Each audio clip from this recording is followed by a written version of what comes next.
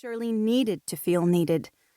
Shirley still hadn't told many people that George wasn't living at home, but that was her secret to tell, not Rarity's. Killer was ready to go back inside, and he whined at her feet. He'd done his business. Now he needed a treat. She returned to the register and took a sip of the water she'd poured earlier. The ice had already started to melt. She must have been busy researching her next book order and had let drinking it slip. Drinking more water to stay hydrated in the desert air was one of Rarity's personal goals. But it wasn't working out. Maybe she should try another tactic? Just having water nearby didn't mean she'd drink it. Rarity needed to trick herself into actually consuming the liquid, but that was a worry for another time. She got a dog treat out from under the desk and praised Killer for his good work. Then she headed over to start the meeting, hoping Sam wouldn't be too late. She took her spot at the front of the group circle, where she could still watch the front door for customers. "Good evening, everyone. Why don't we gather round, take our seats, and find out how everyone's doing this week?" Rarity saw Shirley's hand shoot up. "Oh, and Sam's running a little late with the treats, but we'll take a short break when she comes in to keep you all from starving to death." A chuckle ran through the group, but the announcement had worked. They didn't need to worry about the food. It was on its way. First up, I wanted to let you know about Darby in case you haven't heard. She's attending school abroad this year in Scotland, so we won't be seeing her until the spring term ends. We're having a bon voyage party over at her place on Thursday night before she leaves on Saturday. She's asking that we don't bring presents, but I'm sure she'd take cards and money. College students are always short on money, especially when they'll be studying in a Scotland castle. Rarity swallowed a sigh.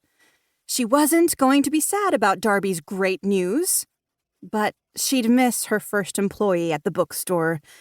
She glanced over to her right and kept going.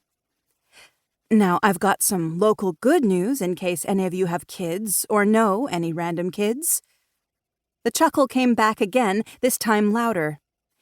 The next chapter is starting another book club, hopefully four, for our younger Sedona residents.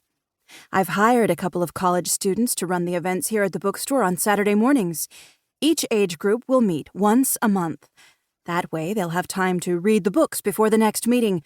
Flyers are over on the register counter, so please take a few and get the word out. I'd like to introduce two new employees of the next chapter, Janie Ford and Caleb Thompson. Janie will be running the elementary school-age club and doing Mommy and Me book readings for the preschool group every Wednesday afternoon. Caleb's handling our middle school club and working with a local high school library to set up events.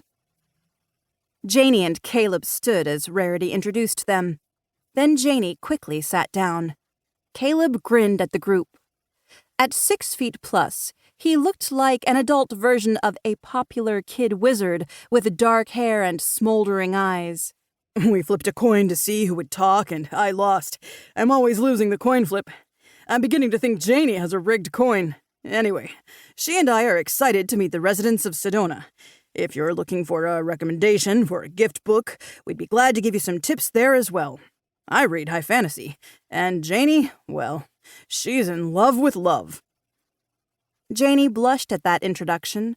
Her long, straight blonde hair and bright blue eyes made her look like many of the heroines in the books she loved to read. "I have to admit I am. It's a guilty pleasure, but I'm also boning up on kids' books, so just reach out if you need anything." Rarity stood as Caleb sat.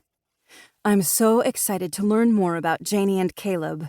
They'll be attending our book club until they get comfortable in their new roles. Then we might not see them again. At least not in the Tuesday night group. So let's get started talking about our newest read."